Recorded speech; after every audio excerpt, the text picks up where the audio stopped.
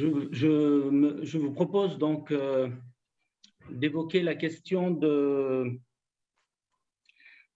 la théologie musulmane mise au service de la cause des femmes ou de l'émancipation de la femme. Je vais partir de l'exemple de Bourguiba, mais je vais l'élargir, Bourguiba, donc l'exemple tunisien, mais je vais l'élargir au monde musulman, à d'autres expériences un peu plus contemporaines.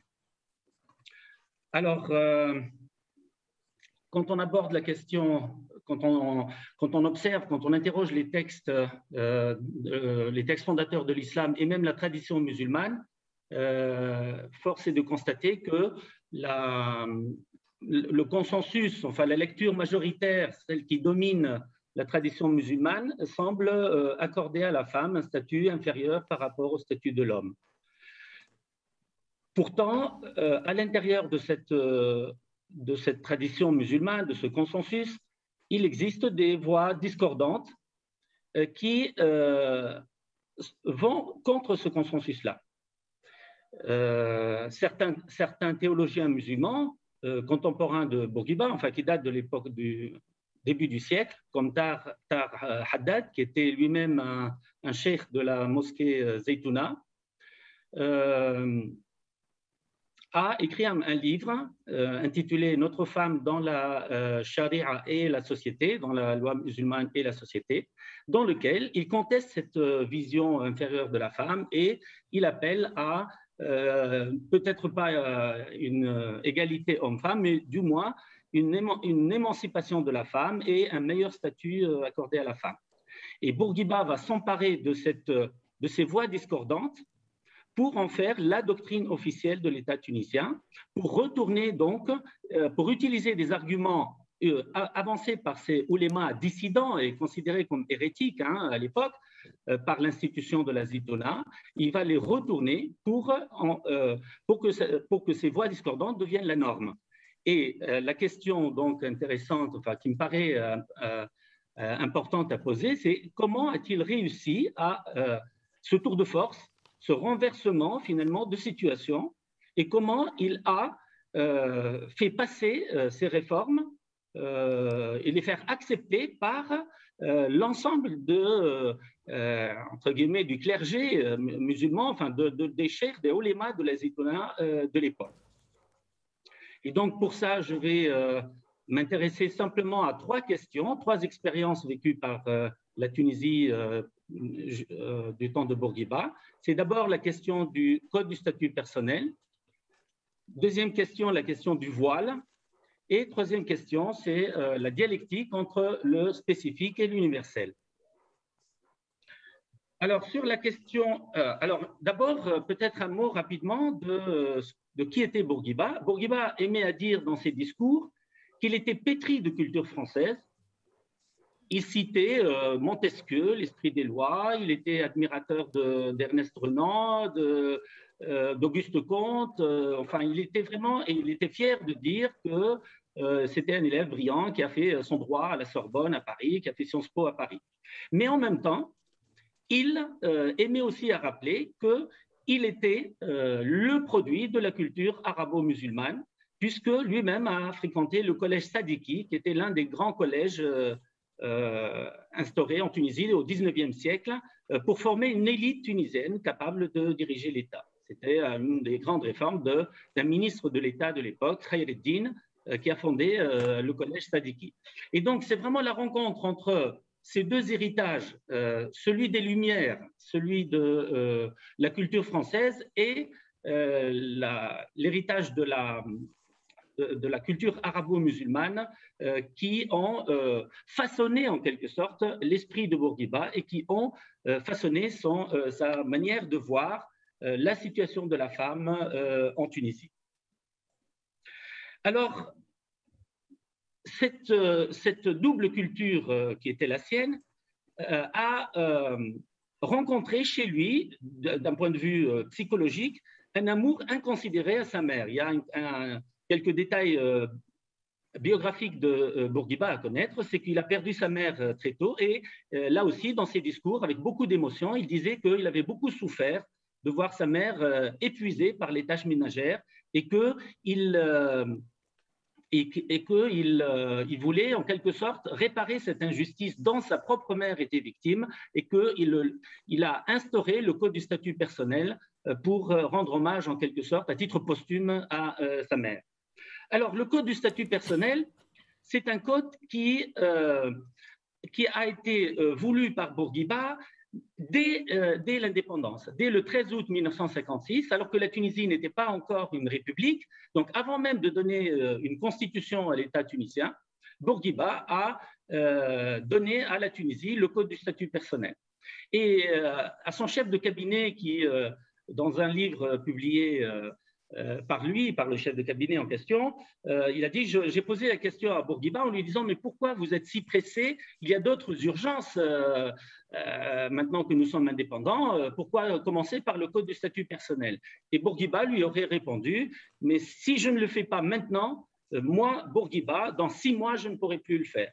C'est-à-dire qu'il a compris qu'il bénéficiait d'un état de grâce, étant le grand leader de l'indépendance, et qu'il fallait saisir cette opportunité historique pour faire passer ce code du statut personnel. Alors, ce code du statut personnel, avec des mesures phares comme l'interdiction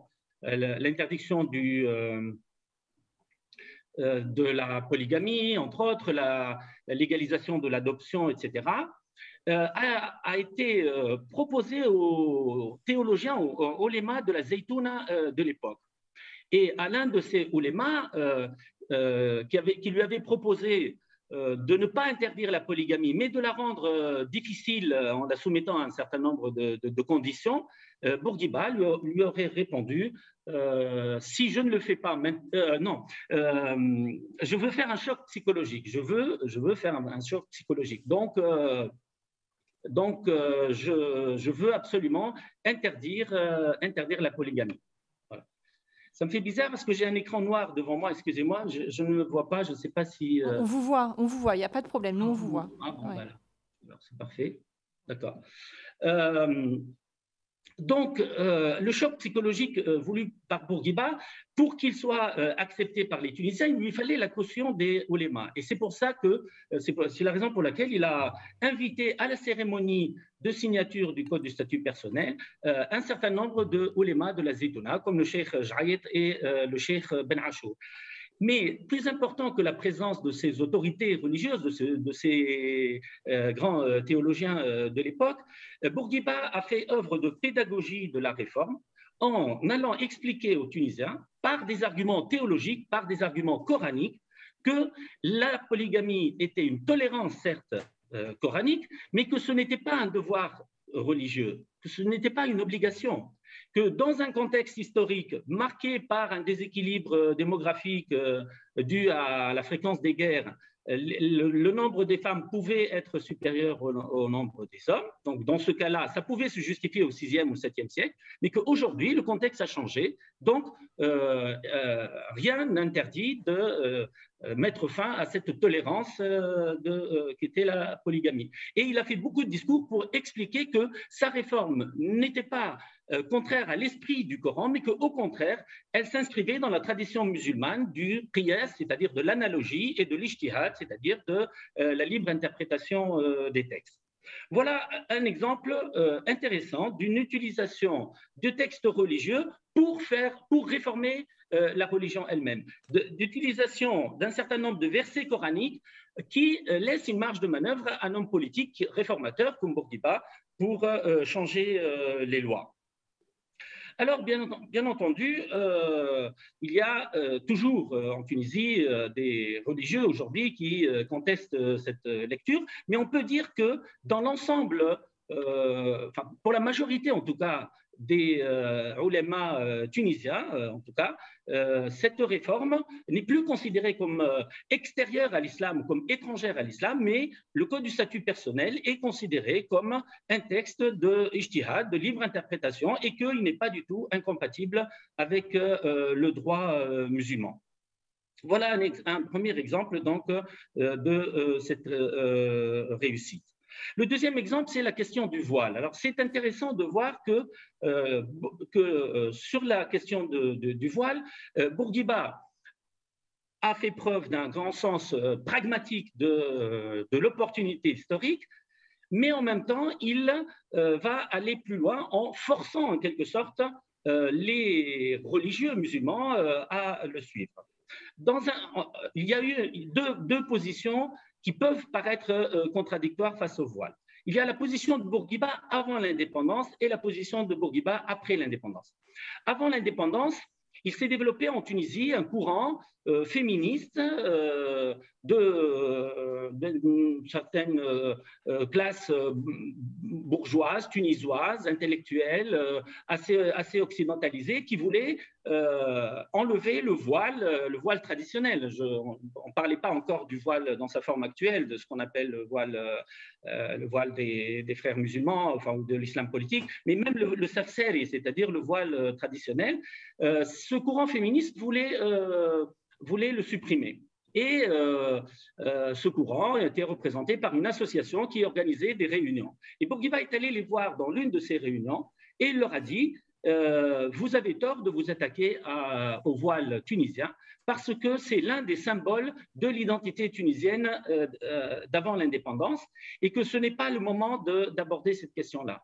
Aujourd'hui, l'urgence pour Bourguiba, c'est d'accéder à l'indépendance, de libérer le pays d'abord et ensuite on libérera la femme. Et à l'époque,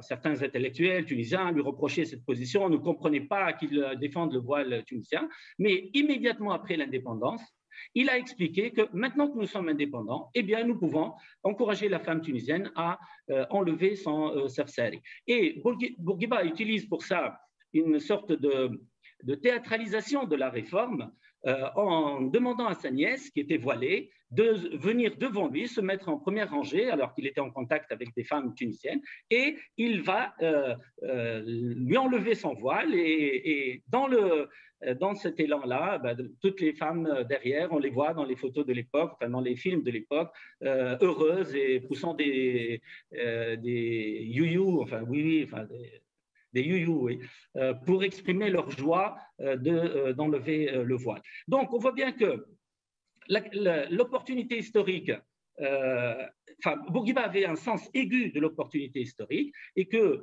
le voile, après l'indépendance, devenait un symbole rétrograde d'une situation archaïque, dépassée, et qu'aujourd'hui, les femmes qui veulent s'émanciper, qui veulent travailler, qui veulent sortir dans l'espace public, eh bien, il faut les encourager à enlever le voile.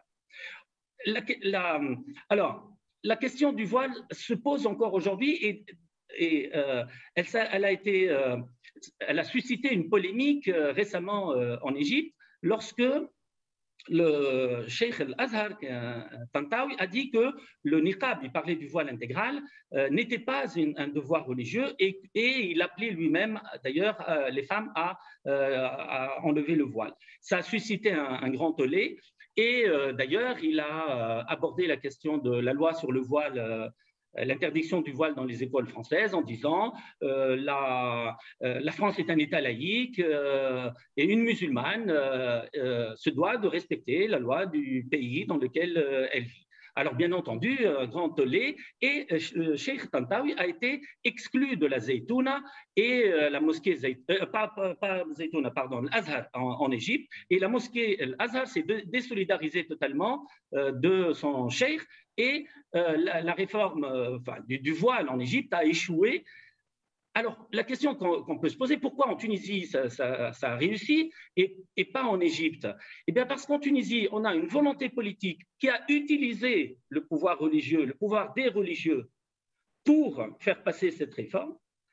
À l'inverse, en Égypte, on a un pouvoir religieux incarné par le cheikh Al-Azhar, mais comme il n'a pas été appuyé par le pouvoir politique, eh bien, cette réforme n'a pas réussi, elle n'est pas passée. On voit bien que si on veut vraiment réformer le statut de la femme en islam, il faut une conjonction, il faut une réunion entre une volonté politique et une volonté religieuse. Alors, bien entendu, la volonté politique peut forcer la main au pouvoir religieux.